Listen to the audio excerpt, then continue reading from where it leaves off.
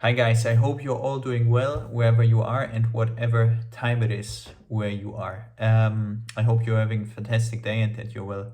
Today I'm going to share some interesting, sensitive, private blood results before and after my inuspheresis, the blood cleaning. But before I do that, let me give you a quick update of how I'm doing. I'm steadily progressing, constantly progressing. As I mentioned in my last one of my last 1-2 videos, my key focus is now totally on my gut, healing my leaky gut, because this is the center of attention, the center of focus, the center of my unwell being. And the sooner I get the barrier back into shape, so that the toxins cannot leak from my gut into my blood system, the better I will be off in terms of healing totally.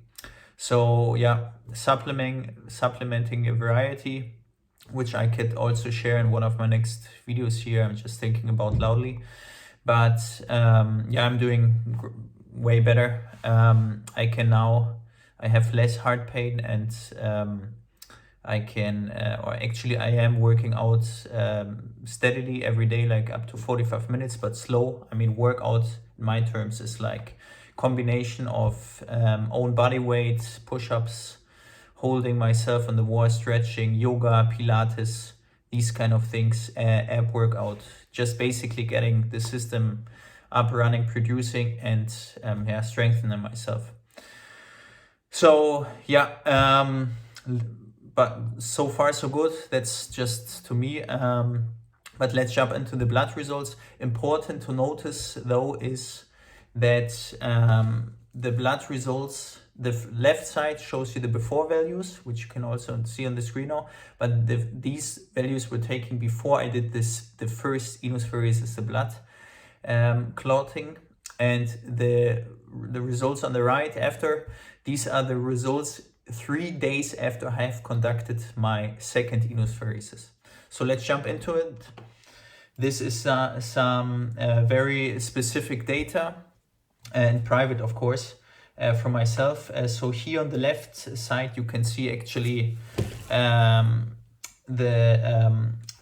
beta and M3 protein receptors.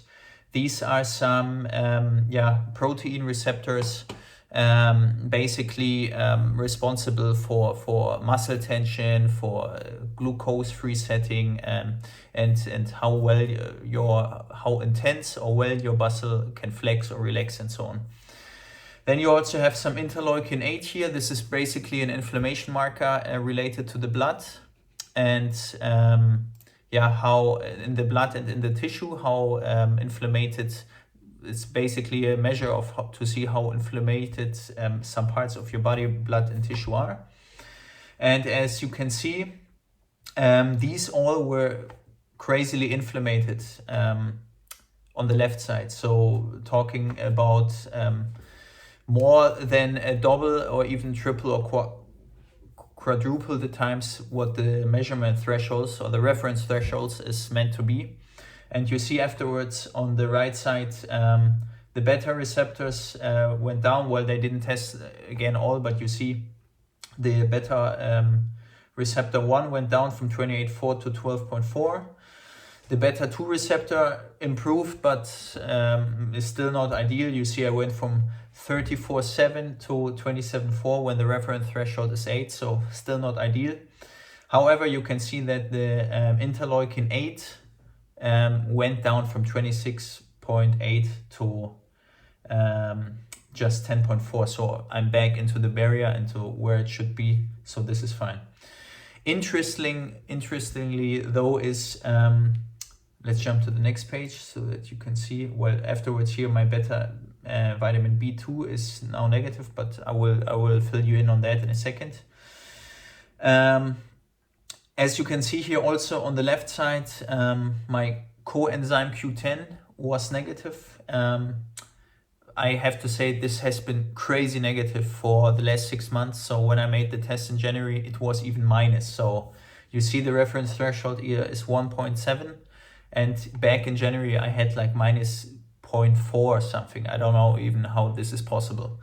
So yeah, so you could see it was still not ideal, but afterwards it went to 1.76. I wouldn't really say this is an improvement from the inuspheresis, because I have been supplementing coenzyme Q10 crazily in the last 6 months. So I would say this is more a hiccup or an improvement due to supplements, and at the same time healing my leaky gut. The other thing is, you see before the inuspheresis, all my B vitamins were crazy high, which is easy to explain because I took a lot of supplements, which in the end turned out to be good, because when after they took me the blood and the results came out, before I did my first inuspheresis, they told me to stop taking B vitamins. And it really turned out that now, because of leaky gut, because my body is not able to really store and contain the nutrients in my gut and my system, I lose them way faster. I notice this in potassium and vitamin D in pretty much every nutrition that is important. So I stopped taking them, and right away I dropped on my values for B6, B12, and so on. I gotta say though, I do not eat a lot of. I changed my dietary restrictions completely from, let's say, milk, cheese, and so on, to, let's say, very healthy lifestyle that I only eat pure foods, meaning foods that only have one nutrition, or let's say have only one ingredient. For example, a banana is only one ingredient, but if you buy a banana shake or banana milk, then this has several ingredients in it. But to supplement my loss in B12, I'm taking a lot of supplements like nutritional yeast and so on and so forth. So they should be by natural they should be by, let's say, natural food intake, they should be high, but due to my leaky gut, and I cannot really absorb and reabsorb and contain the nutrients in my system, I lose everything way quicker. So that's why I gotta keep supplementing. So just wanted to show you these for your interest. And then lastly, also what is super interesting is, of course, after my Epstein-Barr reactivation has been confirmed, besides having MCIS, mast cell activation syndrome, the doctors also had the suspicions that I was suffering either from long COVID or to CFS, chronic fatigue syndrome. So we also make some special lab tests that I also did, at least in terms of long COVID last year. The first one is to measure the spike protein in your tissue and your cells, and not in your tissue, in your immune cells. And this came out back negative, meaning again a confirmation that I do not suffer from low COVID, alongside other serological blood values.